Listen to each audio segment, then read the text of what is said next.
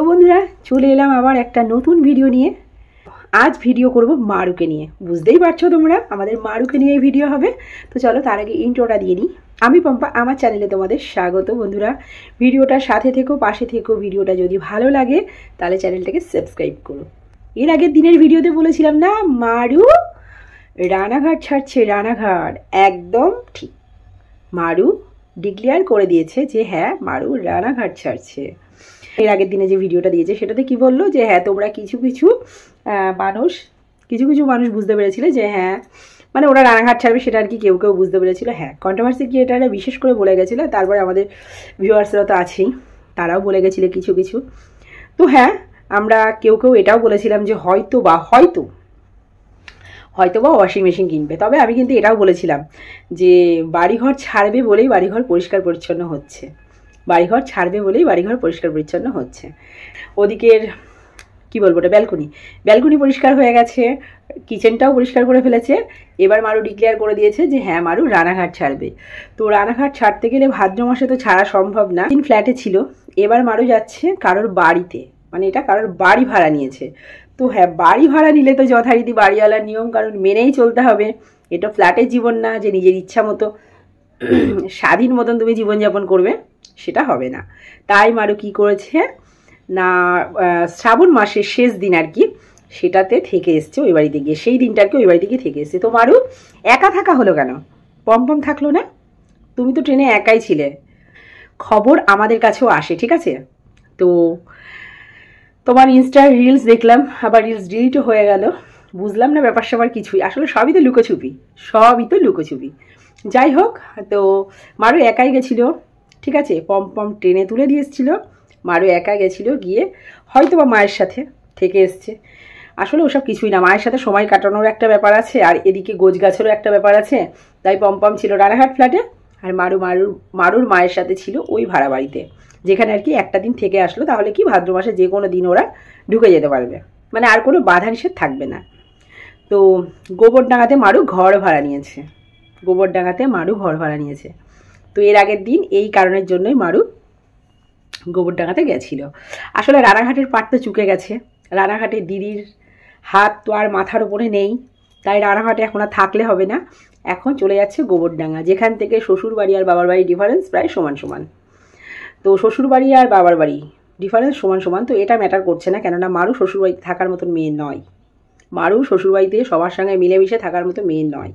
কিন্তু ওরা এখন কি বলছে যে না ওদের মেনে নেয়নি, এসব কিচ্ছু না। ও এখন যাচ্ছে কাকুর ছত্রছায়ায় গেলে কি হবে, আবার অনেক অনেক অনেক কিছু পাওয়া হবে।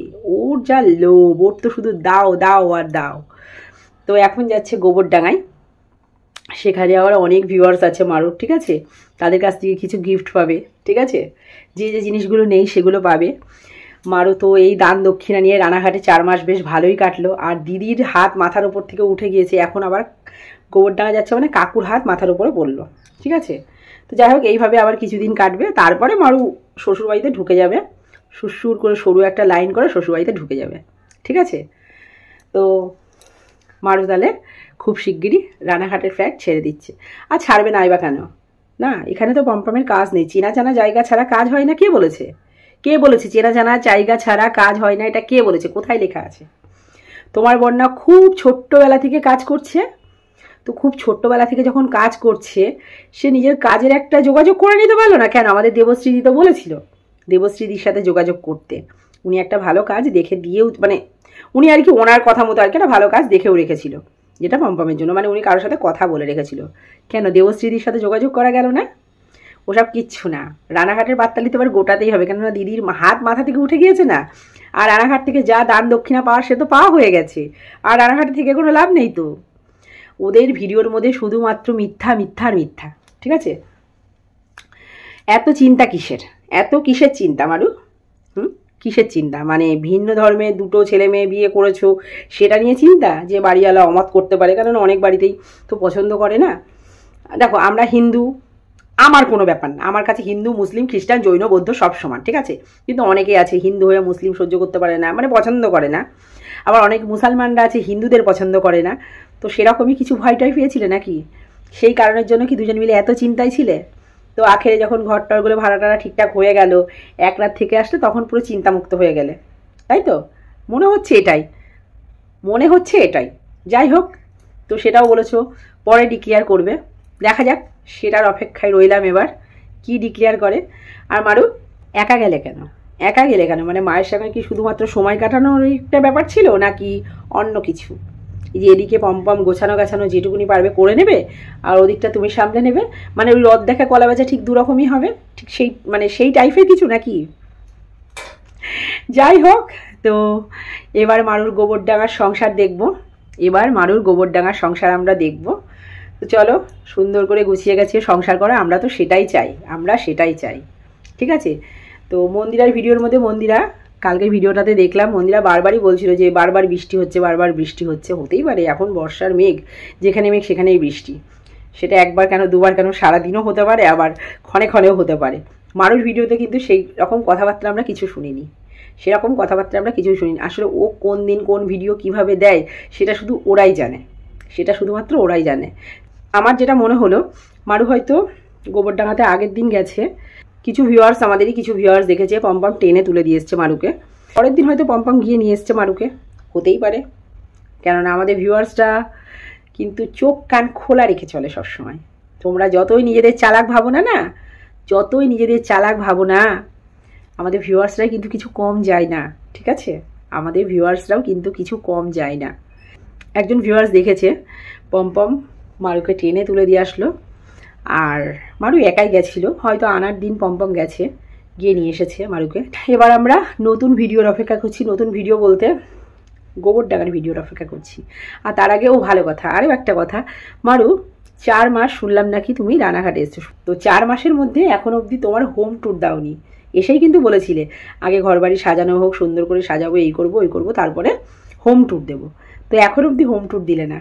তো যাই হোক, কালকের ভিডিওতে শুনলাম নাকি হোম ট্যুর দেবে, যাওয়ার আগে আর কি হোম ট্যুর দেবে, দেখা যাক এবার যদি আমরা হোম ট্যুর পাই, কেননা দীঘার হোম ট্যুর তো আমরা এখনও পেলাম না।